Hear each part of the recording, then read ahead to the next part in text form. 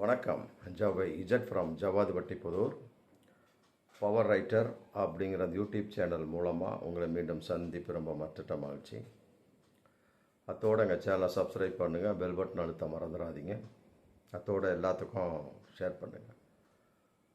பொதுவாக 234 தொகுதி தமிழகத்தில் தேர்தல் நல்லபடியாக எந்த ஒரு பிரச்சனையும் இல்லாமல் நடந்து முடிஞ்சிருக்கு. ஒரு தகராறு கூட கிடையாது. ஆனால் மேற்கு வங்காளத்தில் அப்படி இல்லை. பாஜகவே ஏகப்பட்ட தகராறுகளை பண்ணிச்சு. பாஜக வேட்பாளரை ஓட விரட்டி அடிக்கப்பட்டிருக்கிறார். பாஜக அவ்வளோ கொடூரமுள்ள ஒரு கட்சி அப்படிங்கிறது இந்த தேர்தலில் நிரூபணமாயிருக்கு. மேற்கு வங்காளத்தை தமிழகத்தில் கிடையாது. அந்த அளவுக்கு தைரியம் பத்தாது. ஏன்னா திராவிட மாடல் பூமி இது. ஆமாம், அவங்க எங்கே இருக்காங்கன்னே தெரியல. கூட்டணி கட்சிக்காரனே விலகி ஓடுகிறார்கள். அவங்களுக்கு கண்ட எப்பா நீங்களாம் வராதீங்கன்னா, வந்தீங்கன்னா குறிப்பாக இஸ்லாமியன் ஓட்டு போட மாட்டான், அதில் குறிப்பாக கிறிஸ்தவன்லாம் ஓட்டு போட மாட்டான் அப்படிங்கிற மாதிரி விலகி ஓடினாங்க. என்னமோ கூட்டணிங்கிற ஒரு பேர், அவ்வளோதான். அதன் அடிப்படையில் இந்த தேர்தலை பொறுத்த வரைக்கும் எந்த கட்சி ஆட்சியை அமைக்கும் அப்படிங்கிற ஒரு சூழல். அதுக்கு இடையில் எஸ்ஐஆர்னுடைய அந்த திருத்தம்ங்கிறது மிகப்பெரிய ஒரு தாக்கத்தை ஏற்படுத்தி இருக்கிறது.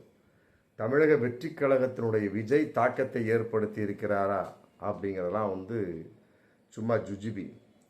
ஆனால் எஸ்ஐஆர், ஆமாம், வாக்காளர்களுடைய அந்த சிறப்பு திருத்த அந்த இது பணி ரொம்ப மிகப்பெரிய ஒரு தாக்கத்தை ஏற்படுத்தி இருக்கிறது.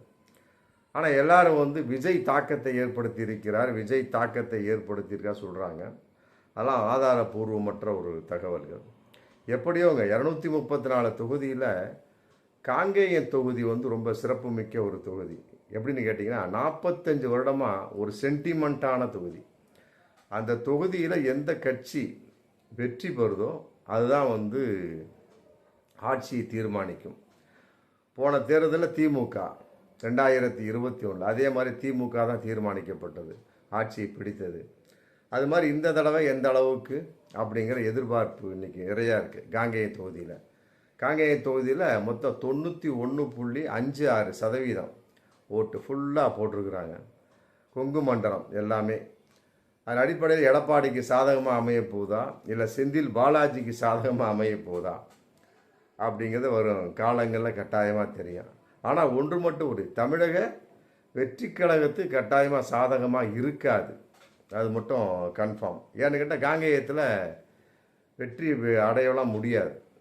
விஜயை பொறுத்த வரைக்கும் இருக்கிறாங்க, இருந்தாலும் அந்த அளவுக்கு மிகப்பெரிய ஒரு தாக்கத்தை எல்லாம் ஏற்படுத்தாது தமிழக வெற்றி கழகம்.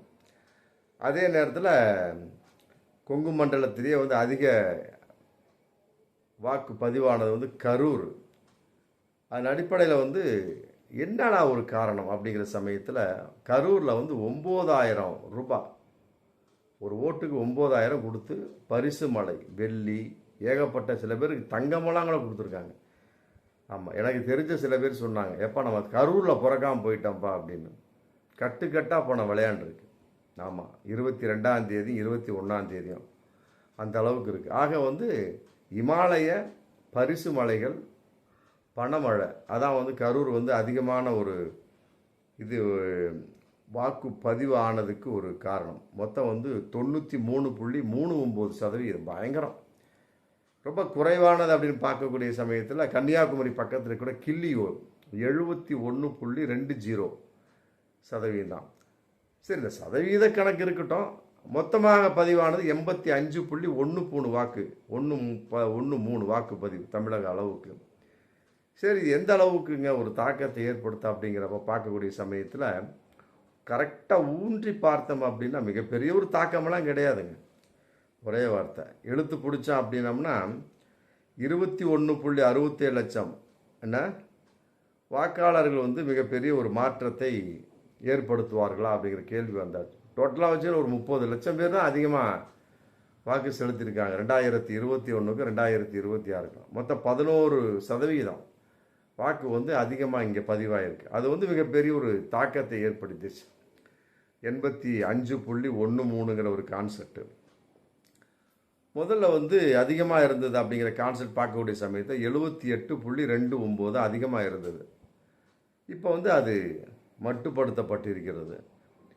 மொத்தம் ஒன்று 5.67 கோடி அப்படிங்கிற மாதிரி வாக்குகள் வந்து குறைஞ்சு தான் இருக்க ஒழிய கூட்டமாக இல்லை. இதுக்கு காரணம் வந்து எஸ்ஐஆர் அப்படிங்கிற ஒரு மிகப்பெரிய ஒரு வாக்கு சீர்திருத்த அந்த பணி தான். அதே நேரத்தில் கள்ள ஓட்டு போட முடியாது. அதே நேரத்தில் மிகப்பெரிய ஒரு படித்தவங்க நிறையா போட்டாங்க அப்படின்லாம் சொல்ல முடியாது. பாளையங்கோட்டை எடுத்துக்கலாம், வாக்கு சதவீதம் ரொம்ப குறைவு. அங்கே படித்தவங்க ரொம்ப அதிகம். தென்னகத்தினுடைய ஆக்ஸ்போர்டு அப்படின்னா அது பாளையங்கோட்டை தான். 100 வருடங்களுக்கு முன்னால் கட்டப்பட்ட பெரிய பெரிய கட்டிடங்கள், கல்லூரிகள் ஏகப்பட்டது இருக்கிறது பாளையங்கோட்டையில் தான். வைகோ, திருநாவுக்கரசர், மற்ற சோன்ஸ் ஏகப்பட்ட அரசியல்வாதிகள் அங்கே படித்து வந்தது அங்கே தான். ஆனால் அங்கே வாக்குப்பதிவு எவ்வளோ தெரியுமா? 68.97. அப்போ படித்தவர்களுக்கு அதுக்கு சம்மந்தம் கிடையாது, கன்ஃபார்மாக தெரிஞ்சு போச்சு. வீரபாண்டி 93.40 அப்படிங்கிறப்ப கரூருக்கும் அதுக்கும் ரொம்ப டிஃப்ரெண்ட்டாக போயிட்டுருக்கு. ஆமாம், கரூரை விட அதிகம் அப்படின்னா வீரபாண்டியை விட கரூர் இப்படிங்கிற மாதிரி முன்ன பின்ன ரெண்டும் போயிட்டுருக்கு. அங்கே எத்தனை பேர் படித்தவங்க இருக்காங்க வீரபாண்டியில் கரூர்லையும்? ஒன்றுமே கிடையாது. ஆமாம், அதே மாதிரி தாவேகா கட்சியை சேர்ந்து எத்தனை பேர் இருக்காங்க? கரூரில் அந்த அளவுக்கு தாக்கத்தை ஏற்படுத்த முடியாது. ஏன்னா அது குறிப்பிட்ட சாதிய வட்டத்துக்கு உட்பட்டது கரூர் அப்படிங்கிற கான்செப்ட். அதன் அடிப்படையில் அங்கே தாவேகாவுக்குள்ள பெரும்பாலும் வேலைகள் கிடையாது.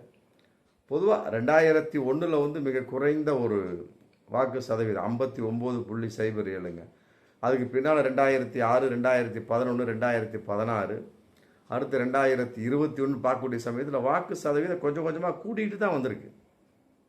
அதே மாதிரி 2026 கூடியிருக்கு. அந்த எண்ணிக்கை, அந்த வாக்குப்பதிவு அப்படிங்கிற வரக்கூடிய சமயத்தில் எண்ணிக்கை குறையிறப்ப வாக்குப்பதிவு அதிகமாகும். வாக்குப்பதிவு குறையிறப்ப எண்ணிக்கை வந்து ரொம்ப அதிகமாக தெரியும். ஒன்றுக்கு ஒன்று முரண்பட்ட மாதிரி ஒரு சூழல். காரணம் என்ன? நகர்ப்புற விரிவாக்கம், மக்கள் தொகை உயர்வு, இளைஞருடைய வாக்கு, இதுதான் காரணம். நீக்கப்பட்டதான். அதே நேரத்தில் எந்த அளவுக்கு அப்படின்னா, 2 கார்டு வச்சுருப்பான் நம்ம ஆள். ஊரில் ஒன்று வச்சுருப்பான், கிராமத்தில் ஒன்று வச்சுருப்பான். அப்புறம் பெயர் நீக்கம், இறந்த ஒரு பெயர் நீக்கம் அப்படி நீக்கப்பட்டாமல் இருந்தது. அப்புறம் புதுசாக அட்ரஸ் மாறுறது, இதெல்லாம் சேர்ந்து அதிகமாக தெரிஞ்சது. எண்ணிக்கை அதிகமாக இருக்கிறப்ப வாக்குப்பதிவு குறைமாக தெரியுது. இப்போ எண்ணிக்கை தூக்கியாச்சு. அதனால் வந்து 85.13 அப்படிங்கிற வாக்கு சதவிகிதம் அதிகமாக தெரியுது. மற்றபடி ஒன்றுமே கிடையாது. விஜயினுடைய ஒரு பாதிப்பு அப்படிங்கிற மாதிரி எந்த ஒரு கருத்துமே கிடையாது. திமுகவை பொறுத்த நலத்திட்டங்கள் அதிகமாக பண்ணியிருக்கிறாங்க. அதிமுகவை பொறுத்த வரைக்கும் ஆட்சியில் இல்லாதனால வரும் காலங்கள் நாங்கள் அதை செய்வோம் இதை செய்வோம் சொல்லிட்டு இருக்காங்க. அதுதான் வந்து மிகப்பெரிய ஒரு தாக்கத்தை ஏற்படுத்தி இருக்கலாம். திமுகவை பொறுத்த வரைக்கும் அவங்க தேர்தல் அறிக்கை சூப்பராக பண்ணிட்டாங்க, அதுவும் தாக்கத்தை ஏற்படுத்தி இருக்கலாம். ஆனால் தமிழக வெற்றி கழகத்தினுடைய விஜயினுடைய ஒரு தாக்கம் வந்து ஓட்டு ரீதியாக ஏற்படுத்தி இருக்குமா அப்படிங்கிறது மிகப்பெரிய ஒரு சந்தேகத்தான். அப்படி பார்க்குறப்ப பீகார், கேரளா, புதுச்சேரி அடிக்கிட்டே போகலாம். ஏகப்பட்ட இடங்கள், மேற்கு வங்காளம் எல்லாமே வந்து வாக்கு வங்கி அதிகமாக தான் இருந்தது. காரணம் என்ன? எஸ்ஐஆர்னுடைய மிகப்பெரிய ஒரு திருத்தத்தின் வெளிப்பாடு. ஆமாம், அதே நேரத்தில் நம்ம தமிழகத்தில் தருமபுரி, ஈரோடு, கரூர், நாமக்கல், சேலம் வாக்கு சதவீதம் 90% அதிகமாக இருக்குது. அப்படி பார்க்கக்கூடிய சமயத்தில் இது மிகப்பெரிய ஆட்சி மாற்றத்தை ஏற்படுத்தாது அப்படிங்கிற ஒரு தகவலும் இன்றைக்கி மிக பெருசாக போயிட்டுருக்கு. அதே நேரத்தில் தாவேகா ஓட்டை பிரிக்கலாம். அது யாருக்கு சாதகமாக அமைய போகிறது, பாதகமாக அமைய போகிறதுங்கிறது இப்போ கண்டுபிடிக்க முடியாது. அதே நேரத்தில் அவர்கள் வந்து எந்த அளவுக்கு ஒரு வேட்பாளர் வெற்றியில் இருப்பாங்க அப்படிங்கிறதும் கணிக்க முடியாது. பிரிப்பார்கள், அதை கணிக்கலாம். மற்றபடி வெற்றியினுடைய விளிம்பில் எந்த அளவுக்கு வந்து 10 எம்எல்ஏ கிடைப்பாங்க, 20 எம்எல்ஏ கிடைப்பாங்க அப்படிங்கிற மாதிரிலாம் ஒன்றுமே கிடையாது. மற்றபடி வந்து 12.5 லட்சம் வாக்காளர்கள் வந்து புதிய வாக்காளர்கள். ஆமாம், அது ஒரு விஷயமாக தெரியலாம். மற்றபடி இளைய தலைமுறை வந்து இந்த தடவை அதிகமாக ஓட்டு போட்டிருக்காங்க. ரெண்டாவது வந்து இன்னொரு சில பேர் இருக்காங்க. ஆமாம், போட்ட கட்சிக்கையே போட்டுட்ருக்கோம், புதுசாக ஒருத்தவங்களுக்கு போடலாம் அப்படிங்கிற மாதிரியும் போடக்கூடிய ஒரு சூழல். இதெல்லாம் சேர்ந்து வந்து இன்றைக்கி வந்து ஒரு சதவீத கணக்கு அதிகமாக தெரியுது. அவ்வளோதான் இருந்தாலுமே கூட கன்னியாகுமரி, சிவகங்கை, ராமநாதபுரம், நெல்லை மாவட்டம் எல்லாம் வந்து வாக்கு குறைவு தான். என்ன பண்ணலாம்? ஒன்றும் பண்ண முடியாது.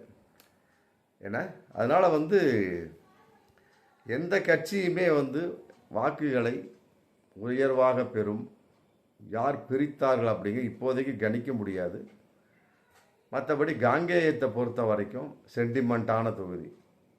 அந்த தொகுதியில் யார் வெற்றி பெறுகிறார்களோ அவர்களே ஆட்சியை அமைப்பார்கள். அதன் அடிப்படையில் பார்க்கின்ற பொழுது கட்டாயமாக ஆமாம், அதெல்லாம் ஒரு மிகப்பெரிய ஒரு சரௌண்ட் ரவுண்டப்பு.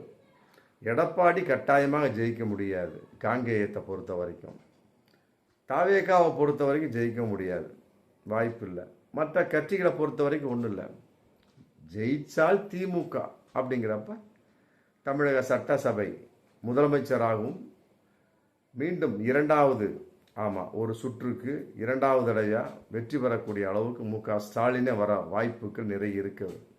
அப்படிங்கிறதான் வந்து இதெல்லாம் கூட்டி கழிச்சு எஸ்ஐஆர், புதிய வாக்காளர், தாவேக்காவோட வரவு, மற்றபடி எந்த மாவட்டத்தில் தொகுதியில் அதிக வாக்கு, குறைவான வாக்கு எல்லாம் கூட்டி கழித்து பார்த்தோம்னா மக்கள் காசு நிறைய வாங்கிட்டாங்க இந்த தடவை. எல்லாம் ஒரு ஓட்டுக்கு 9,000. ஏன் லால்குடியில் லீமா ரோஸ் 25,000 ஒரு ஓட்டுக்கு. ஆமாம், சில பேர் என்கிட்ட கூட சொன்னாங்க, லால்குடிக்கு ஒரு தடவை போயிட்டு வந்துடலாம்ப்பா, நமக்கு ஓட்டு இருக்குன்னு வாங்கிட்டு வந்துடலாம். எப்படி வாங்குவேன்? அவன் சிரிப்பாக கேட்பான். இந்த மாதிரி நிறைய விஷயம் இருக்குது. அதன் அடிப்படையில் பார்க்கின்ற பொழுது கட்டாயமாக இவையெல்லாம் கூட்டி கழிக்கிறப்ப திமுக 2.0 அப்படிங்கிற ஒரு இலக்கை நோக்கி செல்வதாகத்தான் நாம் கருத முடியும். பார்ப்போம் மீண்டும் அடுத்த வீடியோ. நன்றி.